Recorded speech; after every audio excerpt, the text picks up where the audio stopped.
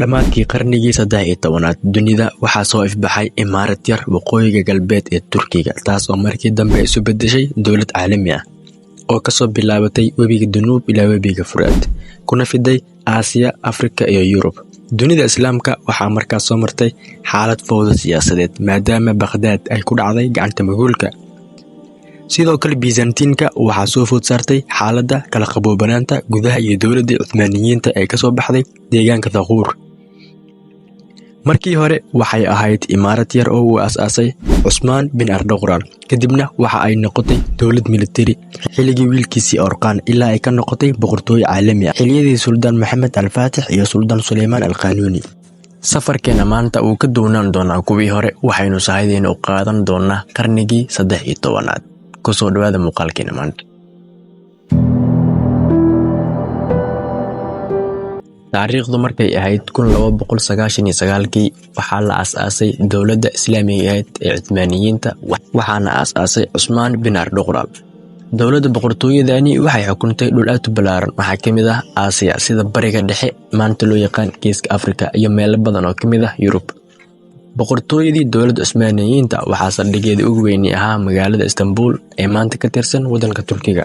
Asal ahaan Uthmaniyiinta waxay ka soo jeedaan Aasiyada Dhexe waana qabiil Turki ah oo la yiraahdo Kay. Waxa ay degi jireen buuraha Altay iyo badda Qazwiin inta u dhaxaysa.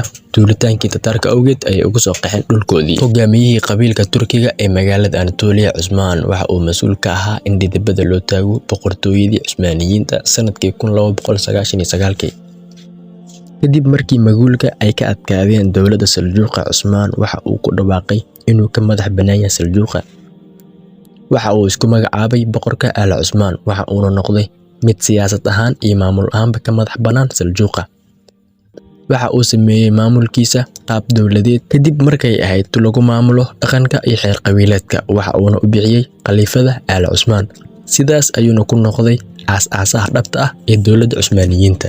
Boqortooyadii Uthmaniyiinta Suldaan Suleymaan Khan sanadkii 1517 in Bayezid Saliim ayaa ku soo duulay oo keenay Carabta, Suuriya, Falastiin iyo Masar oo hoos imaanaya xukunka boqortooyadii Uthmaniyiinta ayaa heerkii ugu sareeyay gaaray intii u dhaxaysay 1520 ilaa 1566 kaas oo dhacay xilligii boqortooyadii wacneed ee Uthmaniyiinta Suldaan Suleymaan Khan.